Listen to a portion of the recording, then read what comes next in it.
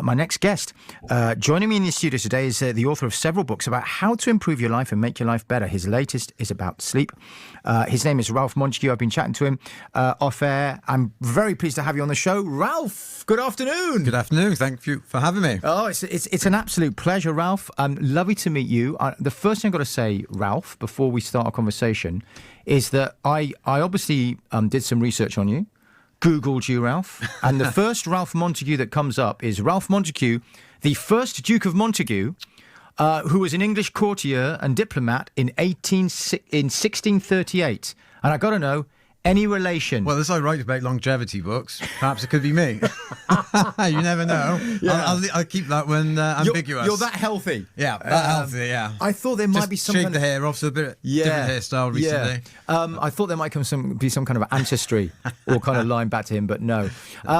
You have shaved the hair off, Ralph, because I was looking at some pictures of you and you had some like a boyish mop up till recently, but now it's all gone. Now you've gone kind of American US Navy SEAL. To do with the Buddhist monk and that's the look. That's the meditation and things like that. You walk the walk and you talk the talk, Ralph, because you talk about improving your life and making yourself better. And you look great, Ralph. You look fantastic. you look like a boy band member. I got to say, it's good. And you kind of, I feel shamed just coming in my t-shirt and jeans. And you look like you're heading out on a night out, which is fantastic. Let's start, Ralph, where this started, because you've got a series of books, haven't you, called Stop. Tell us a bit about those, and then we'll come to the book you've written about sleep. Yeah, okay. So it's not a bit of background. I used to own a chain of aesthetics and anti-aging clinics. And then as I was approaching my 40s at 37, we was like, whoa, we need to actually start, rather than the outside in, which was what we all pretty much the outside in all fairness, making people look aesthetically more beautiful and younger. I was thinking we need to actually make people younger from inside out. So we started supplying things like hyperbaric oxygen therapy chambers, cryotherapy chambers, red light therapy. So devices to actually make people have more energy and live longer and also look younger, but that wasn't our objective. Yeah. And then from there, I put together all my notes over the last 15, 20 years of different longevity aspects, how to look and feel better. A lot of this as well is to do with the mind, not just the physicality. So having a high-performing mind and thinking a lot clearer and a lot better. So from that, I created this book, which is my first book in the Stop series, Stop Killing Yourself, A Beginner's Guide to Living Longer, which is a summary of everything one needs to do in order to live longer. Yeah. And then the plan was to do an intermediate and an advanced book on longevity, things like stem cell therapy, cryotherapy. And I realized, actually, sleep, it's like people think of like the diet, they think of exercise, but sleep is bigger than all of that. Sleep. Yes. Now, obviously, it depends on individuals. They might be eating a horrific diet and then sleep. But generally, sleep is the number one when it comes to health and longevity. And people don't think about it. They don't talk about it. Yeah. So my friends think it's hilarious that I won't go out for dinner like after about 5:30, 6, and I go nuts if we're going out at 7. Really? You do not eat late at night. Okay. That has so I track my sleep. I have an Aura ring, which is really convenient. An Aura ring? Yeah. Wow.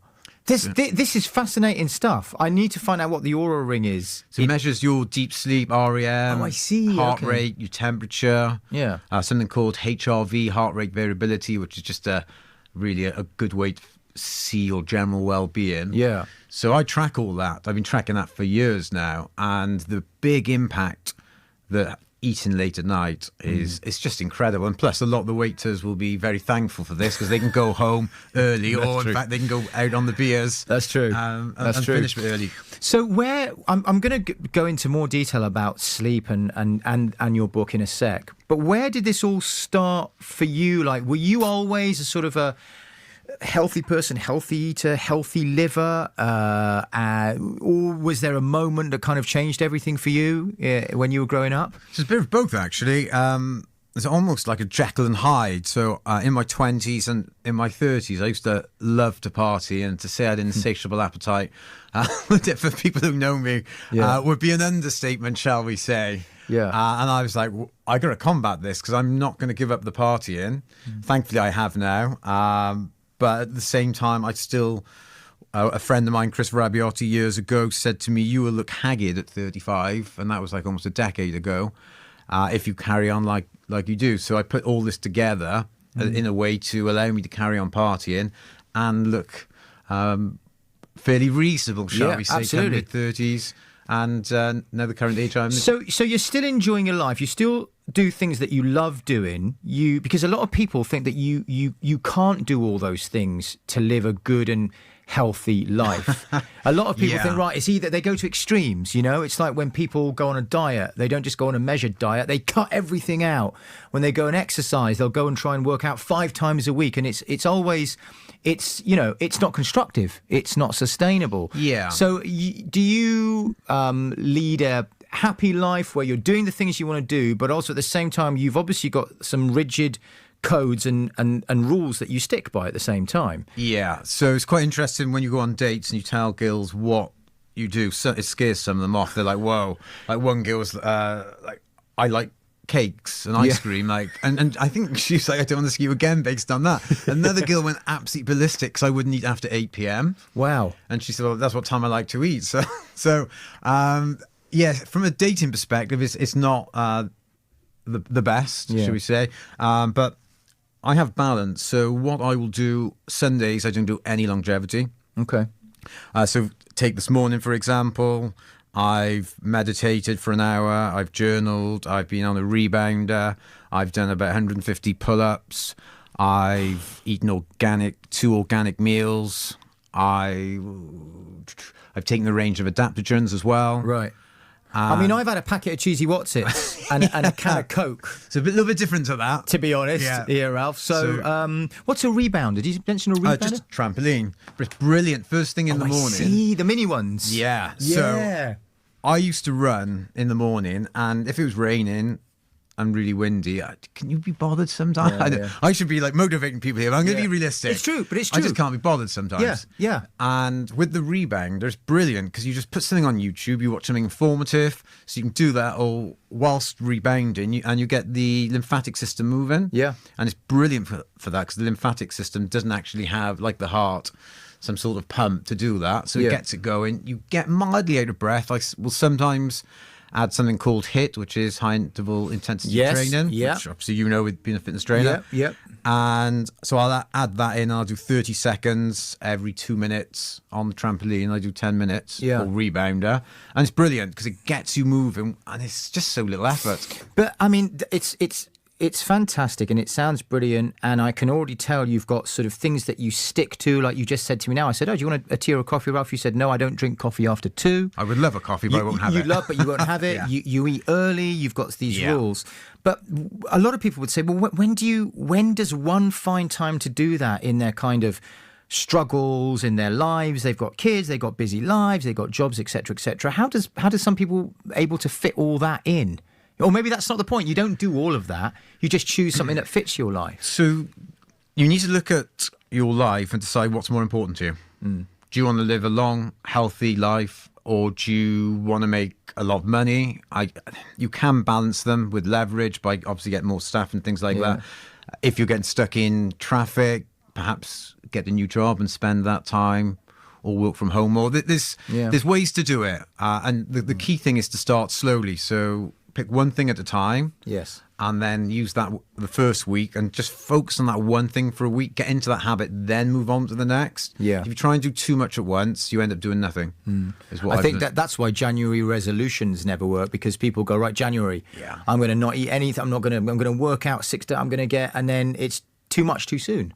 Yeah. And it peters out in the end, doesn't it? And I don't rely on willpower. I automate everything. Right. So it's just like process driven. Yeah. Because if I rely on willpower, if I'm tired or hungry, and willpower goes out the window. And I do things first thing in the day, because once you've done it first thing in the day, you've banked it for the day. No one can take it away from you. Yes. So the amount of times I've gone, right, I'm going to meditate this afternoon because I got this article to write or this chapter to finish in one of my books, and then the afternoon comes, I'm like, oh. Yeah. And it's a horrible feeling, isn't it? Do things first thing. Yeah. If it requires, because I get up at 5:30. And I go to bed. I get into bed at 8:30, and sleep for 9:30, which again, people think is a bit weird, but it just means I can get up earlier, get those things done before I start work around about 8:30. So let's talk about sleep. Yeah. Your latest book is about sleep, and sleep is something that has only relatively recently been discussed in the importance that it is being discussed as. Do you know what I mean? Yeah. I don't think sleep was... People never thought that sleep was that important. No. It was all about nutrition, like you said, and exercise. But I don't know, over the last 10, 15 years, I think maybe because of scientific research about how sleep affects the rest of your life and can affect you as you get older, it's become like number one priority, hasn't it? Oh, it impacts every single aspect. Never mind the fact you recover during sleep and rejuvenate for the next day. Just ask yourself what your performance is like. How do you feel if somebody, say you're driving somewhere and someone beeps their horn? If you're well rested, you'll just look at them, smile, carry on. Whereas if you're tired, you're going to be doing all sorts of hand gestures to one another, and it just has such a big impact. Relationships. From a company's perspective, their staff just feel happier, customers feel more loved, and productivity, performance, and everything. Yeah. Absolute game changer. Yeah. But one of the most important things for me in life is how I feel most of the time, or how because I work from home with the writing, so I'm on my own. But how it's a good way would be to ask yourself how you feel in yourself, by yourself, and if you're feeling tired, worn out, run down, you can't feel good. That's true. In terms of sleep, and I know it's impossible to kind of solve people's problems now or break it down, but if someone's listening now and they can't sleep, they struggle to sleep, they don't get to sleep, or they've got bad sleep habits, like, the number of times, it's the same with me, the number of times I say, right, I'm going to get into bed by 9 tonight, I'm at 10:30, I'm still, doing stuff, I get into bed, my iPad comes on, I'm scrolling through my phone, it gets to 11:30, and I still haven't got to sleep. So people who struggle to sleep or have bad sleep habits, what are your sort of top tips when it comes to sort of getting a better night's sleep? Okay, the first one that people find bizarre, and I can show you my phone afterwards, I have 3 alarms to go to sleep. To go to sleep. Not wake up, go to sleep. Okay, so how does that work? Why? What's the reason for that? So the first thing is, if I'm out and about, I got one alarm that goes off at 8:15 telling me, Ralph, you've got to be in bed in around about an hour. Yeah. And then that makes me aware. So if at some event, I will then think about leaving, or then the one at 9 o'clock tells me, phone off. Right. Make sure you're all ready and prepped for bed. And then 9:30, lights out, put the book down, go to sleep. Right, okay. So it's brilliant, and it gives you that level of reminder. So one of the best things people could do, in fact, if they're not driving, listen to this now, would be just to go onto their phone and set a time that you'd like to go to sleep. Now, you don't have to go to bed at this time for the first couple of days. Just make yourself aware that this is the time you'd like to go to bed, and your brain just then picks up on that. Yeah. And then after a few days after that, you then go, right, let's start thinking about going to bed at that time, and then just building that process in. So set an alarm before never thought sleep of that. rather than after sleep. Never thought of that. The looks you get when out, though. People are like, Ralph, why's your phone going off all the time? It's like my alarm to go to sleep. What about people who get to sleep, and then I must be like myself, lots of people who wake up in the middle of the night, and then you start thinking about stuff, and you can't sleep. Your mind starts racing. You think about your life, to-do lists, things like that. Things that just pop into your mind. Have you got any tips for sort of people for those situations? So there's 2 aspects there. There's the waking up during the middle of the night, and then there's actually whilst you're then awake. So first off, my philosophy is, if you're not woken up, you're still asleep. It's that simple. Yeah. So you can look at the whole things. There's loads I go into it in the book, but to give you like a concise one now, one of the big ones, particularly men now we're over 40. Yeah. I find myself, if I was to have a few beers or drink late at night, needing a pee. Yeah. I know women, as they get a bit older with the menopause, they have the same issue. Absolutely. So by limiting liquids to about 5 p.m, like the odd sip and things afterwards, that stops you needing to pee in the middle of the night. Yep. But if you don't need to pee in the middle of the night, you don't wake up. And if you don't wake up, then you haven't got to lie in bed going over and at those thought loops that just... They kill me. Ralph, 20 years ago I said something wrong to some guy's dog's mother's I'm sister. telling you, for me, song hook. I get a song in my head. I just cannot get it out of my head. Sometimes, some nights, drives me crazy. It really does. So when you are actually woken up, so for example, say you needed a pee and you've done that, and you're lying in bed and you've got a wet foot. Yeah, yeah. and you can't get back to sleep. There's a couple of things that are really good. First off, tell yourself, because there's parts of the brain that shut down during sleep. So our logical mind that we'd have now, you and I chatting, loads of logic just goes out the window whilst asleep. So you just tell yourself that what I'm saying to myself now is going to be probably rubbish. It is. Yep. So that's a good thing. And then that'll often work. If that doesn't work, then another thing to do is I'm not going to tell yourself, I'm not going to remember this in the morning, so what's the point discussing it? And you don't. That's true. So that's another really good one. That's true. Then the third one, if they don't work, they usually do work though, is what I do. I breathe in. Yeah. And then on the release, I just say sleep. So it'd be almost like, I don't count 1, 2, 3, but you can. So it'd be like 1, 2, 3, and then sleep. Exhale and sleep. Yeah. And so then breathe control in. your breathing. Yeah. Sleep. But you're saying obviously in your head. Yeah. Otherwise you'll wake the person next to you. It's fascinating, Ralph, really, because like you say, it can impact in such a negative way, especially if you're a busy person, you've got kids as well, etc. How has this impacted your life in terms? You mentioned your friends a few times, and you've said they look at you sometimes as if you're mad. Barking. It must be. Mad. Is it knackering sometimes following the life that you do? Do you sometimes get into that temptation of like one day going, God, I just want to have a day when I don't have to think about this or do all Sundays. this. Sunday. That's your day. Because I went through a phase where I do it extensively, pretty much most days, and though I love doing this and I do it religiously, consistently, some days I just think, I can't be bothered. Yeah.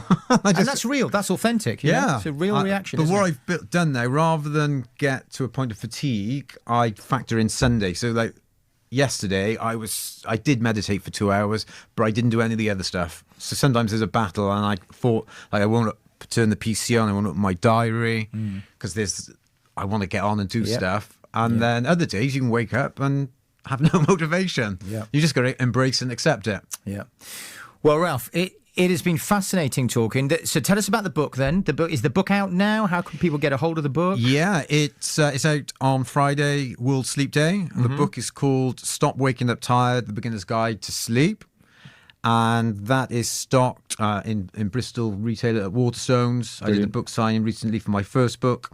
At the Clifton Waterstones, and it's also available on Kindle on Amazon. Fantastic. Did you say it's out on Friday? It's out on Friday. St. Patrick's Day. Which is like the Antichrist of... The opposite of sleep. Yeah, probably picked the wrong day on that one, but there we go. That's brilliant. With hindsight. I love that. Well, Ralph, it's been a pleasure chatting and really interesting and really insightful, and I hope people are going away from this with a few useful tips. Best of luck with the book. Thank you very much. And thank you for joining us today. My pleasure. All right, it's BBC Radio Bristol. I'll tell you what we're going to do. We're going to do this and then we'll do some traffic next with Alex. BBC Radio Bristol.